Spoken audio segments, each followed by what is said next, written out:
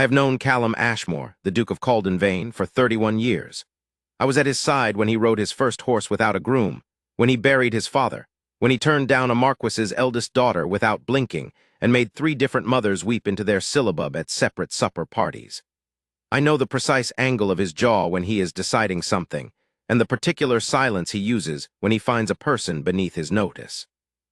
I thought, after 3 decades, I had catalogued every expression he owned.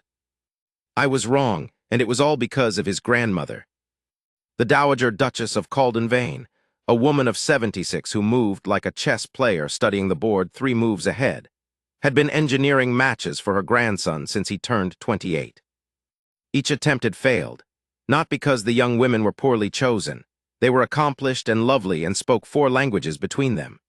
They failed because Callum, as I observed from the regrettable vantage point of his closest friend, was constitutionally unable to be impressed by someone who was trying to impress him.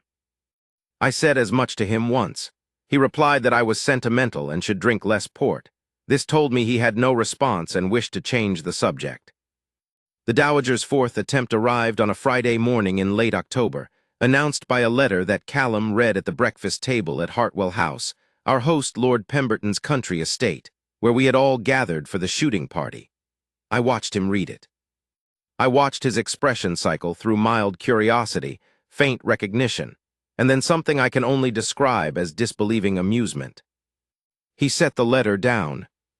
"My grandmother," he said, in the tone he reserved for things he found beneath discussion, "has chosen a charity ward." I helped myself to more toast. "Has she?" "A Miss Alara Voss. She has been living at Hartwell House as a near companion to the Pemberton daughters for the past 2 years. Her father was a second son of a second son, died in debt, left her nothing." He folded the letter with the crispness of a man closing a topic. "My grandmother has finally lost her grip entirely." I looked up from my toast. I had arrived at Hartwell House the day before, and in the evening's gathering I had noticed, at the far end of the drawing room, a young woman of about 23 who was quietly, efficiently, and invisibly refilling the tea things before any of the guests noticed they needed refilling. She had dark eyes and the straight back of someone who had been told, very early, that she was not in a position to slouch. "I have seen her," I said, "and she has the appearance of someone who is paying attention." "Most people pay attention in company," said Callum, in the voice he used when he thought I was being deliberately vague. "No," I said, "most people pay attention to themselves in company. There is a difference." He looked at me for a moment, decided I was indeed being vague, and picked up his newspaper. I watched him behind my toast and said nothing more. There was no use in it. I had tried over the years to suggest to Callum Ashmore that the world was larger and stranger and warmer than the neat hierarchy he had built around himself, and he had thus far received all such suggestions with courteous immunity. He was not unkind. He was not without principle. He was simply entirely convinced that he already knew the shape of things. The shooting party sprawled itself across Saturday in the way such parties do: cold air, muddy boots, Lord Pemberton's dogs weaving between everyone's ankles, and the usual competition between 3 of the younger men about who had hit the most. I drifted between groups, watching, as is my nature. Callum shot with the economy of movement that characterized everything he did, collected exactly what was expected of a man of his station, and engaged in conversation with the measured attention of someone who had been performing social obligations since the age of 6. At noon, we came in from the cold. I found myself in the corridor near the estate's library, a long, quiet room at the far end of the east wing, and I heard, before I reached it, the scratch of a pen. I put my head around the door. Miss Voss was seated at the writing desk, not in the manner of a woman composing letters, but in the brisk, forward-bent posture of someone working through something that required careful thought. Before her was what I recognized, even from the doorway, as a set of estate ledgers, the household accounts. She had 3 columns open, a small knife at her elbow for sharpening the pen, and the private expression of a person who has found something wrong and intends to correct it. I did not disturb her. I was about to withdraw when I heard footsteps behind me, and then the entirely unmistakable presence of Callum Ashmore at my shoulder. "What are you staring at?" he said quietly. I gestured wordlessly. He looked. Miss Voss had not heard us. She crossed out a figure, wrote a new one, checked it against the column below, checked it again, and made a small, satisfied noise under her breath that was not meant for anyone to hear. Then she picked up a separate piece of paper and drafted what appeared to be a note to the steward. Callum watched this for several seconds longer than was strictly necessary. "That is the household ledger," he said. "Yes, she is correcting it. So it appears." He was quiet again for a moment. The Pemberton steward is a man of 30 years' service. He does not make errors in the accounts. "She seems to believe he has made one," I paused. "Possibly he has." He looked at her a moment more, then straightened and turned away. I followed him into the corridor. He said nothing for the length of the hall. We came to the turning that led to the billiard room, where the noise of the other guests was already audible, and he stopped. "She did not hear us," he said. "No, she was not performing." "No," I said, "she was not." He considered this, I could see it, the way a man considers something he has not been expecting to consider. And then he went into the billiard room, and I smiled at the empty corridor and said nothing at all. The Dowager Duchess arrived at Hartwell House on Saturday evening. She arrived, as she always arrived, as though she had sent the house instructions about how to receive her, and the house had complied. She was small and bright-eyed and carried a cane she did not need, using it instead as a pointer or, when the occasion called for it, a gavel. She kissed Callum on the cheek, told him he looked gaunt, and then swept through the assembled guests with the confidence of someone taking inventory. At dinner she was seated, by what I suspected was entirely deliberate arrangement, at the end of the table nearest the fireplace. Miss Voss was seated at that same end, not near the Dowager, but visible to her. I was between Lord Pemberton's eldest son and a wool merchant who had married into the family and had a great deal to say about Lancashire, and so I had an unobstructed view of the entire lower table. I will describe what I observed. Callum was seated in the middle, which is where a man of his rank is always placed. He paid the correct attention to the women on either side of him. He spoke when spoken to and initiated conversation with the precise frequency that propriety required. He was, to all appearances, thoroughly occupied. He was not thoroughly occupied. I know this because I watched his gaze twice travel to the far end of the table. Both times it was unremarkable, the gaze of a man glancing down a long room. Both times it stopped briefly on Miss Voss. She was eating her soup. She was speaking quietly to the elderly clergyman on her left, who appeared to be half-deaf, and she was leaning fractionally toward him in the way of someone who has learned to project without appearing to shout. The clergyman was nodding with great conviction. She said something more and he laughed, a real laugh, sudden and pleased, and she smiled in the manner of someone who had achieved an intended goal rather than performed for an audience. I looked at Callum. He had returned his attention to his dinner. I looked at the Dowager. She was looking at me. She raised an eyebrow. I raised mine in return. She made the small, compressed smile of a woman who has been proved right about something and is too dignified to say so. After dinner, the party retired to the drawing room. These hours are always a kind of social management exercise. Who is placed where, who is encouraged toward the pianoforte, who is steered away from whom. The Dowager managed it with the ease of a conductor whose orchestra has finally rehearsed. She deposited Lord Pemberton's youngest daughter at the instrument and arranged herself near the best chair, by the fire with the serenity of someone who has already decided how the evening will end. Miss Voss moved through the room with the same quiet efficiency I had observed the evening before. She was not hovering. She was not servile. She was simply, unobtrusively, aware of the clergyman who needed his cup refilled, of Lady Pemberton requiring a cushion placed differently, of the slight draught from the far window that was bothering the older guests. She dealt with each of these things with the dispatch of someone who notices what others overlook, and then she settled near the hearth with a cup of her own, speaking quietly to the Dowager's companion about something that was making the older woman smile. Mr. Talbot Fletcher, a cousin of Lord Pemberton's, with a modest estate and an immodest opinion of both, was standing near the window with two of the younger men. I had already marked him at dinner, the sort of man who mistakes observation for wit and performs for whatever audience will stand still long enough. I was close enough to catch what he said next. He was referring, I gathered, to the moment when the half-deaf clergyman had laughed. "Remarkable," he said, with the pleasantness that is not pleasantness at all, but its thin surface stretched over something meaner. "The charity ward has quite the gift for the elderly and the infirm.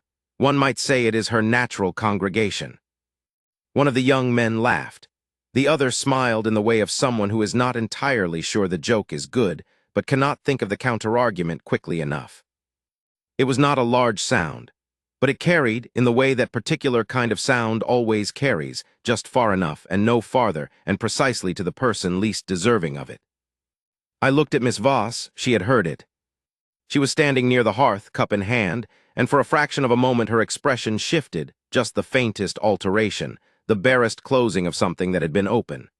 The expression of someone who has received this kind of thing before and has learned with great discipline to decide that it does not touch her.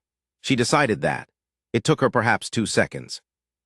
Then she turned to the dowager's companion and resumed what she had been saying, and her voice was even and warm and gave nothing away. I found unexpectedly that I was angry. I looked at Callum. He was across the room, between the escritoire and the nearer window, holding a glass of port he had barely touched. His face, when I found it, told me that he had heard. Not in the way he heard most things in a drawing room, with the polite, surface attention of a man processing the noise of a gathering. He had heard it the way you hear something that lands. His expression did not change. That was the thing. There was no flinch, no flare, no visible reaction of any kind. There was only a stillness, the very particular stillness of a man who has taken careful note of a thing and is deciding what to do about it. He let 3 full seconds pass. Then he set down his glass with perfect quietness and crossed the room. He did not hurry. He crossed it at exactly the pace a man crosses a room when he intends to speak to someone near the window, and he arrived beside Fletcher's group with the unhurried air of a man who has simply found himself in this part of the room and could as easily be elsewhere. His presence changed the gravity of the space immediately, as it always did. The Duke of Caldenvane carries a particular quality of attention even in repose, and it is not a quality one ignores. He addressed one of the younger men by name, asked a question about a mutual acquaintance's recent purchase of a property in Northumberland. The question was entirely genuine. I know because the young man brightened and answered at some length, and Callum listened and asked a follow-up, and the conversation moved on, and Fletcher's remark was carried away on the current of it like something that had never been said. Fletcher, I noticed, did not speak again for some time. Callum stayed in the group for precisely long enough to close the door behind the moment. Then he excused himself and moved, with the same unhurried pace, toward the hearth. I found a chair nearby and occupied it before anyone noticed me doing so, because I am an old hand at watching things unfold without being seen to watch. He stopped near Miss Voss. She turned, registered who it was, and I saw she did not curtsy. She acknowledged him with a slight inclination of her head, the way one acknowledges a person one respects rather than a person one is trying to impress. It was small, and I do not think anyone else noticed it. He noticed it. I could tell by the slight pause before he spoke. "Miss Voss," he said, "I am told you have been at Hartwell House for 2 years. I have, your grace. You are acquainted with the estate's running. In some respects," a pause, fractional and even, "I find it useful to be acquainted with how things work. I understand you found an error in the household accounts this morning." She did not flush. She considered him briefly with the expression of someone assessing whether a question is a reprimand or an inquiry. "I found a transposition," she said. "In the autumn tallies, I left a note for Mr. Hart. He will have corrected it by Monday." "He has corrected it already," said Callum. "He told me at dinner. He was, I believe, rather put out." "I imagine he was, a beat. I did not sign my name to the note." Callum was quiet for a moment. "Why not?" She met his eyes, because he would have received it better from no one than from me. There was a pause. He said that was pragmatic. "It achieved the result," she said simply. I was watching his face. I have, as I have said, known Callum Ashmore for 31 years. I know every register of his expression. What crossed it then was not easy to name. It was not admiration exactly, though it was adjacent to it. It was the expression of a man who has been handed something he did not know he was looking for, and has not yet decided what to do with it. He made some remark about the fire and left. She turned back to the dowager's companion, and her expression was exactly as it had been before he came, composed, attentive, engaged. Not excited, not hopeful. She was not waiting for anything from him. I drank my sherry and thought that she was, in fact, the most interesting person in the room. Sunday was gray and threatened rain. The shooting party dissolved, the outdoor plans were revised, and the house settled into the agreeable disorder of people redistributing themselves across parlors and corridors and the long gallery with its inadequate chairs. Lord Pemberton produced a telescope he wished to show someone, and the billiard room was occupied from 9 in the morning. I found the dowager at the conservatory door, watching the garden with the expression of a general observing a campaign. "You arranged the walk," I said, because I knew she had. She tapped her cane on the flagstone. "Lord Pemberton's gardener is remaking the walled garden. It requires inspection." "And you have selected the inspection party." "Callum will accompany me," she said. "I am 76 and the ground is uneven. Miss Voss will accompany me because she knows where the gardener keeps his tools and will not need to be rescued from a gravel path." I said, "You are shameless." She said, "I am efficient." The walk lasted 40 minutes. I was not on it, but Lord Pemberton's conservatory offered an adequate view of the walled garden, and I had brought a book I did not read. What I observed was this. The dowager walked with the slow deliberation of someone who has arranged precisely this pace, and Callum walked beside her with the patience he always showed his grandmother, and Miss Voss walked slightly ahead because she knew the path and the dowager had, at some point, asked a question that required her to lead. He spoke to her twice. I could not hear the words. The first time she answered briefly. The second time she turned and answered at more length, and I saw her gesture at the garden wall, some detail of the renovation, some observation, and he listened. He asked something. She answered again. Then they came to a bench the dowager wished to rest on, and they both stood, and the conversation continued. It continued for 20 minutes. I watched Callum Ashmore talk to a woman for 20 minutes about a walled garden he had no investment in and had never previously expressed interest in, and I put down my unread book, and I thought, there it is. We did not speak of it that day, or the next. On Monday morning the party began to disperse, carriages appearing, farewells extended, the house returning to its quieter shape. Callum and I were among the last to leave. We were to travel together as far as Weybourne, where our routes diverged. We were in the carriage for perhaps an hour before he said anything. What he said was, she corrected the ledger and did not sign her name because she knew it would be better received without one. I waited. "She has been here 2 years, he said, "and she runs half of this house without anyone knowing she does." "Yes," I said. "She has nothing." A pause.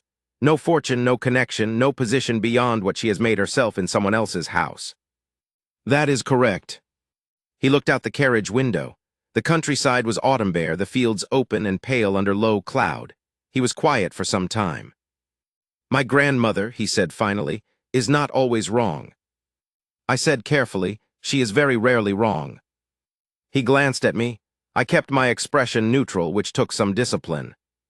"I did not say I agreed with her," he said. "You did not." I said she is not always wrong. "You said exactly that." He turned back to the window. The carriage moved on. After another quarter mile, he said, quite quietly, "She did not try to impress me." "No," I said, "she did not. She spoke to me as she would speak to anyone, as though I were simply a man at a gathering." "Is that," I asked, "not what you are?" He looked at me again. This time there was something different in it, not the measured look he gives people who are being tiresome, but something that was almost rueful. "At a gathering," he said, "I am the Duke of Calden-Vane." "Yes," I said, "and she knows that, and she spoke to you as though you were also, incidentally, a man.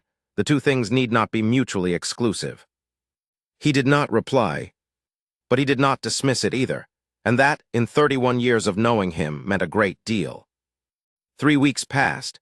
I heard nothing from him of substance, a note about a parliamentary matter, a brief exchange at a mutual acquaintance's supper, and I occupied myself with the comfortable conclusion that Callum Ashmore was thinking, which was what he did before he did anything of consequence.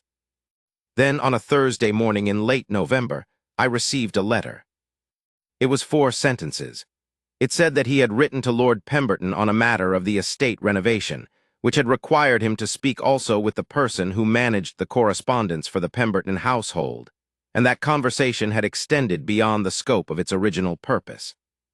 It said that he had subsequently made a call at Hartwell House. It said that he had spoken with his grandmother the previous evening. The fourth sentence said, "She has consented to speak with me further, and I believe I shall ask her to do so at some length." I read this 4 times. Then I folded it, put it in my coat pocket, and walked to my club in a mood of considerable contentment. I did not write back immediately.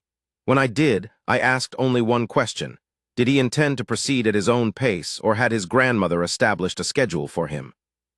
He replied that he was proceeding at his own pace, and that his grandmother could find someone else to schedule. This was, for Callum Ashmore, a declaration of revolutionary independence. I understood what it meant. He was not doing this for the dowager. He was not doing it because it was arranged or expected or because the woman had been presented to him and he had acquiesced.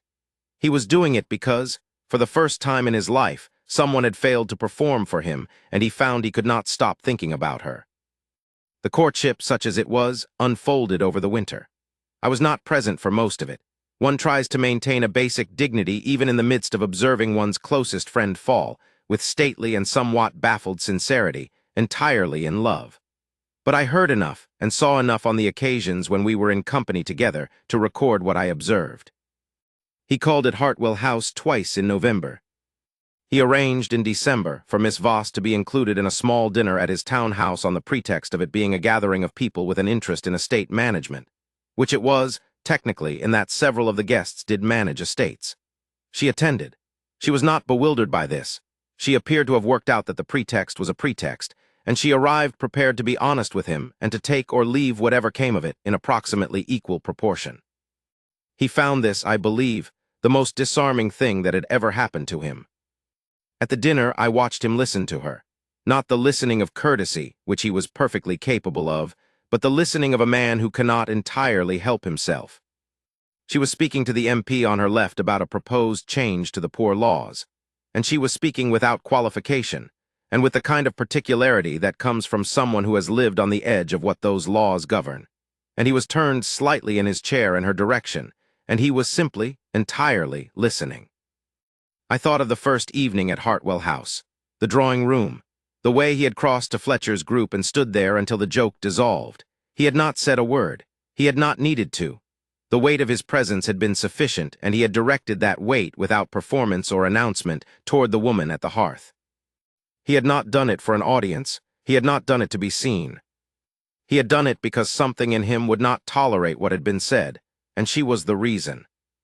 I thought, too, of the walled garden. 20 minutes the autumn bare around them, and him listening to her speak about stone and mortar and what needed to be rebuilt before the frost. In January, he called at Hartwell House with a formal purpose. I know this because he told me afterward, in the brief and somewhat compressed way he tells me things he regards as settled. The way a man reports a campaign, one rather than describes how cold the ground was. I asked her, he said. I assumed, I said, and. She did not answer immediately. No. He was quiet for a moment, in the way of someone recounting something they are still arranging in their mind. She said she required some time to be certain that I understood what I was asking.